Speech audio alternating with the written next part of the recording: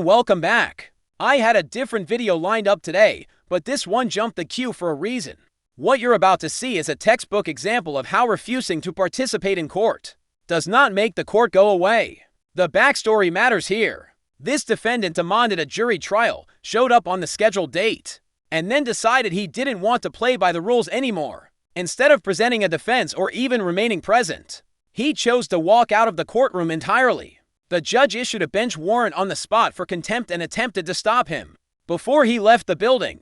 That didn't work. He disappeared for a couple of months, apparently believing time would solve the problem.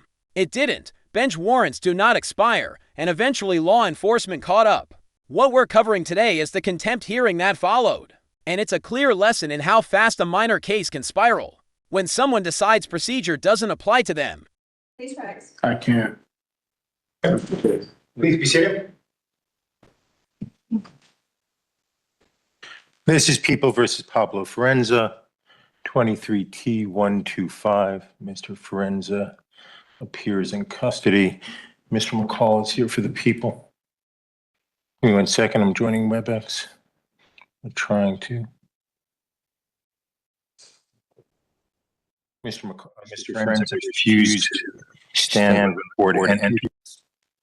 I can't stand. I'm shackled like a criminal over a traffic citation. Let's clear up a common lie defendants tell themselves. Nobody is restrained here because of a simple traffic matter. That is not what's happening.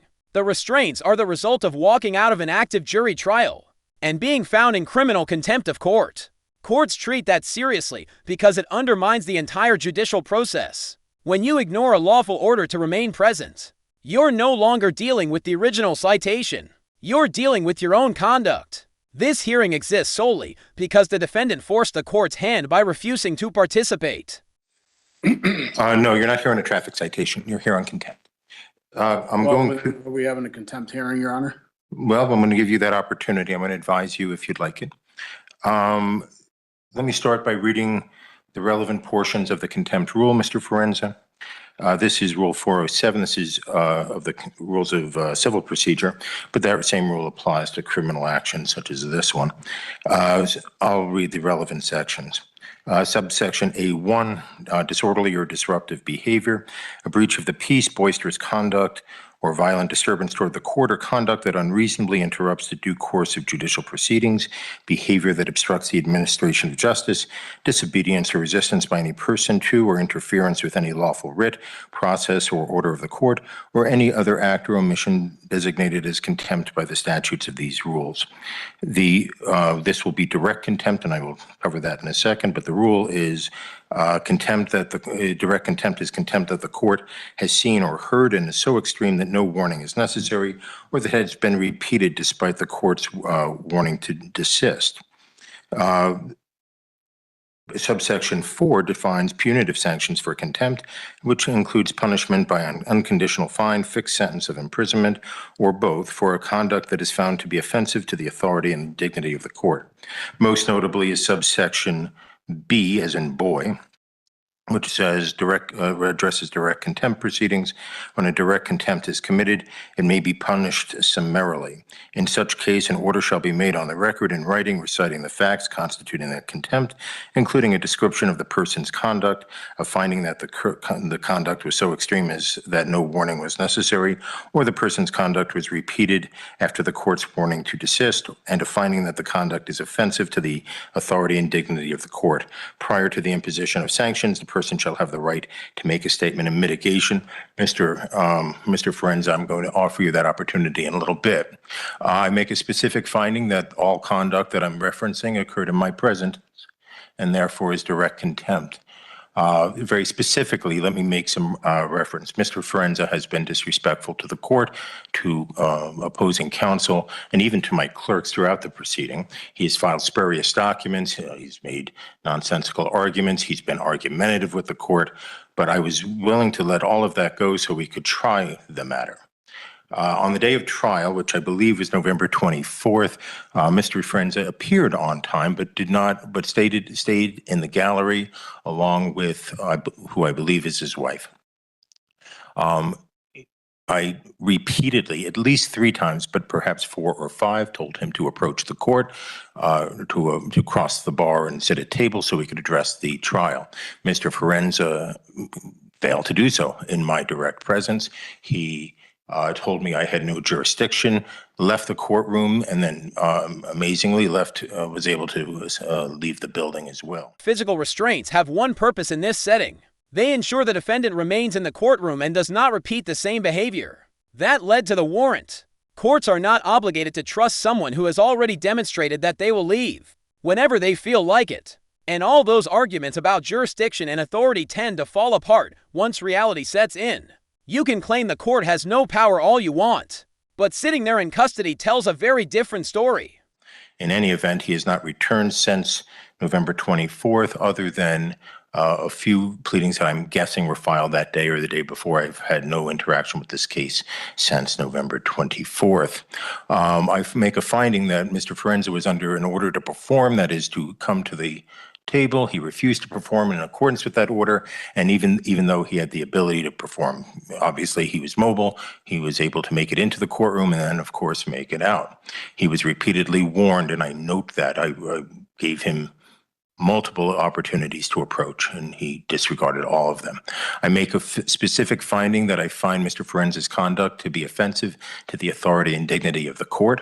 I make a specific finding that he engaged in misbehavior that rises to the level of obstruction of justice. The behavior happened in my presence. The conduct was intentional and willful, and these actions seriously affronted and disrupted the administration of justice. In that regard, I will note that I went and met with the 30 or so jurors who had appeared for the trial, that Mr. Forenza simply blew off. I had to explain why that happened, and I had to waste all of their time. I also wasted the time of the witnesses. Mr. Forenza, I didn't waste anybody. Mr. Forenza also wasted the time not only of the jurors, but of the witnesses, counsel, the court, and everyone else. The court finds him in direct contempt. I made a similar record on the morning of trial, but Mr. Forenza had bolted from the courtroom, and therefore I find he was not advised at that time, so at least not in any significant way, and I hereby advise him. I am considering a jail term for the contempt unrelated to the underlying charges, Mr. Forenza. I'm going to offer you some opportunities of how you want to proceed. First, if you wish, you can make the statement of mitigation right now, if you wish to. If you do not wish to, if you wish to consult with counsel, I will give you time to hire your own counsel, but you will remain in custody during the interim. I would even be open to the appointment of counsel if you believe you are indigent. In fact, I would appoint counsel if you were indigent. How would you like to proceed? And if you'd like a few moments to think about that, I'm fine with that. Is that the only option is how I like to proceed, or can I make a statement? Right. So I'm offering you option one and options 2 and 2A. Option 2A and 2B. Option 1 is you can make your statement of mitigation right now, right? And without counsel, the only person in the room other than court staff and the deputy is Mr. McCall. We are live streaming. You can make that. If you'd prefer, you can contact an attorney, and I will set this over for a time where you can make the argument through an attorney. Or appoint, that's 2A. And then 2B, if you believe you're indigent, I will appoint counsel. Could you explain indigent, please? Discussion about indigency gets misunderstood constantly. Being indigent doesn't mean you made bad lifestyle choices or spent money irresponsibly. It means that at this moment, you do not have the financial ability to hire private counsel. If you're incarcerated, that status is often automatic. The court isn't mocking you or judging your finances. It's making a procedural determination so your rights are protected while the case moves forward. You don't have any money. I'm sorry? You meet the guidelines, you're in custody, and so I can appoint alternate defense counsel to represent you in the contempt proceeding if you are indigent. The actual language is in Supreme Court guidance, which says Colorado, I'll just read it to you. Colorado Rules of Civil Procedure 107 and 407 provide for the appointment of counsel to an indigent person cited for contempt where a jail sentence is contemplated. I am contemplating a jail sentence, Mr. Forenza. If the court appoints private counsel to prosecute a contempt action, which is not applicable here, or to represent an indigent party for contempt charges, that is relevant here, the judicial department will pay for counsel, as there is no statutory authority for the public defender or alternate defense counsel to represent clients for the sole purpose of contempt. But to qualify, you would have to be indigent, which means you would fit below the guidelines for public defender representation. If you wish, I can print those guidelines out for you.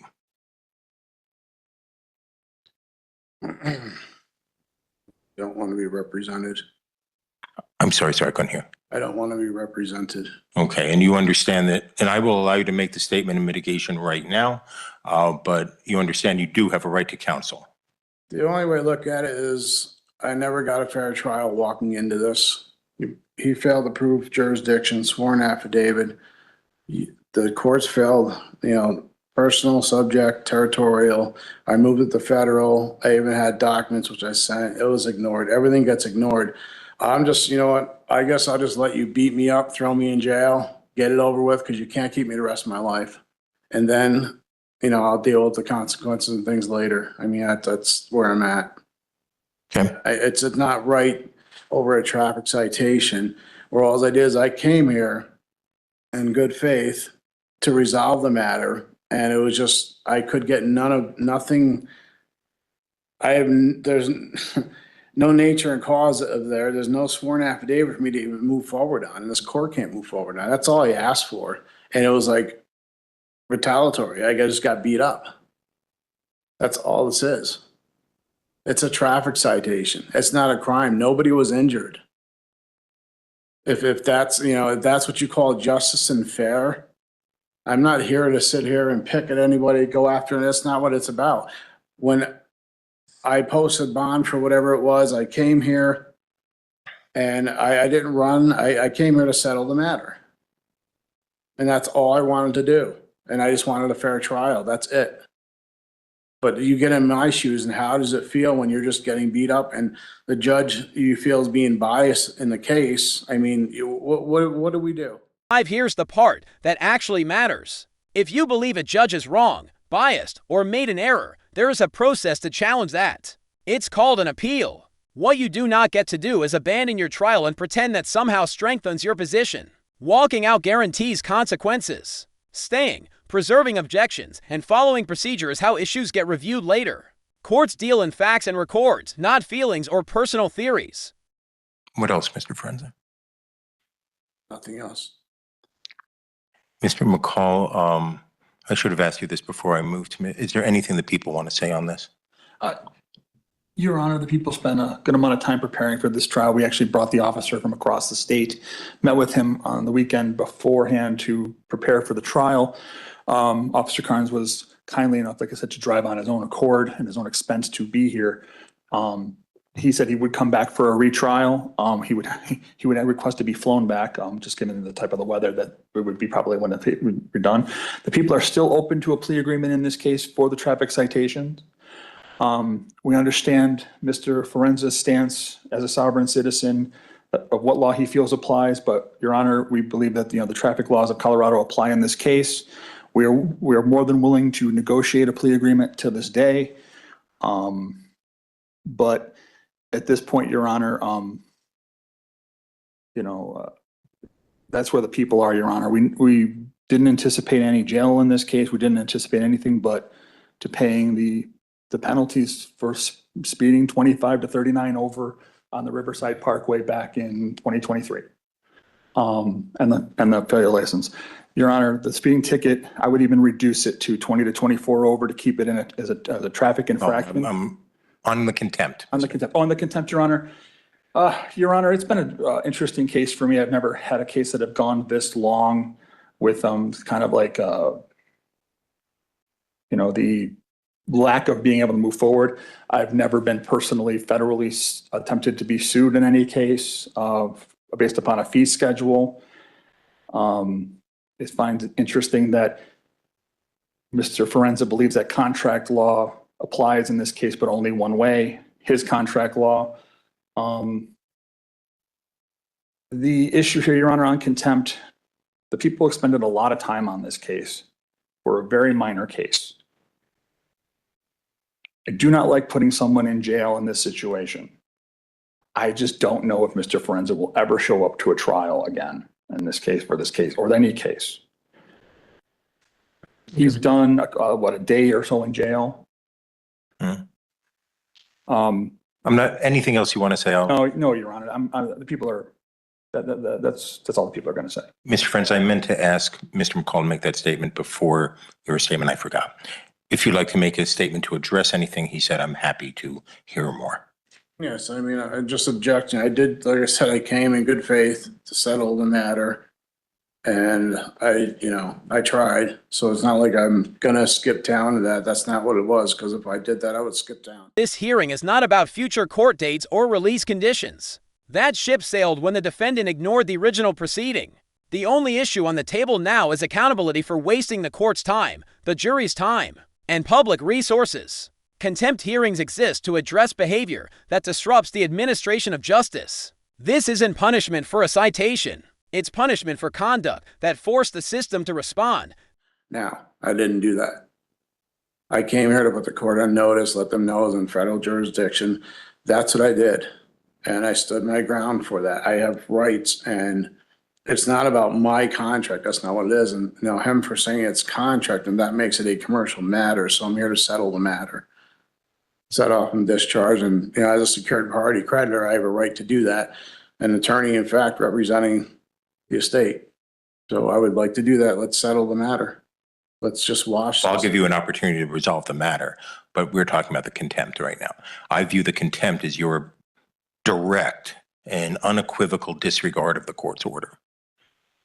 What would you like to say in mitigation of that?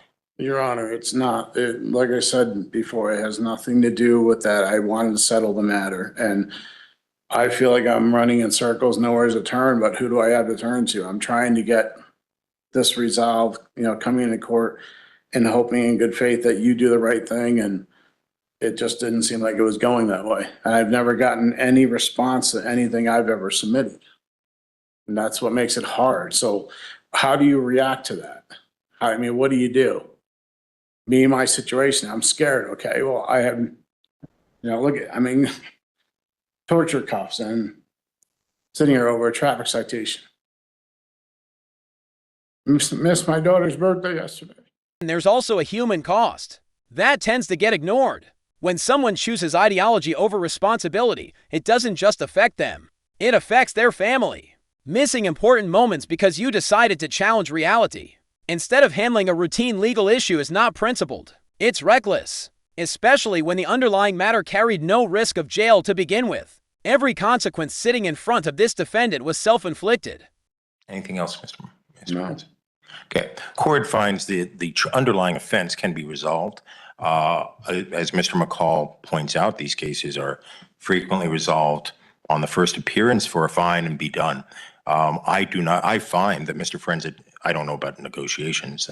That's not my area But I find he has not litigated this in good faith.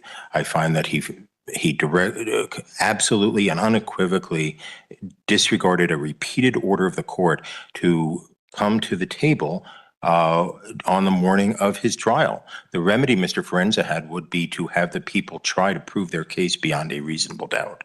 He absolutely positively refused the court's order, despite repeated statements. It follows up a long history of disrespect from Mr. Forenza towards the court, and more specifically, the entire judicial system. I find there to be no good faith by Mr. Forenza. I am not addressing the underlying case. I do note that there's a new speedy trial date in that case. That new speedy trial date is July 8th, 2026. I thought about rescheduling the trial today. but I'm not going to do that. I'll do that at Mr. Ferenz's next appearance. As to the contempt itself, and this is only as to the contempt, I note the difficulty. My plan was coming in to give 30 days jail, given Mr. Ferenz's statement of indicating of the difficulty this has caused him. I'll reduce that a little bit, but not much. This case, I hereby sentence Mr. For direct contempt. I sentence Mr. Ferenza to 25 days in jail. Furthermore, I set this matter for hearing on my next in custody docket I'll put him, though it's going to be a busy day, it doesn't make a lot of difference. Today's the 8th. Yeah, I want to set him in the next round. I'll set him on the Friday, January 23rd, 1 o'clock in the afternoon. Your Honor, We'll I set have trial at that time. obligations and things I have to take care of. Can I post bail? I will be here. Judge makes it clear again.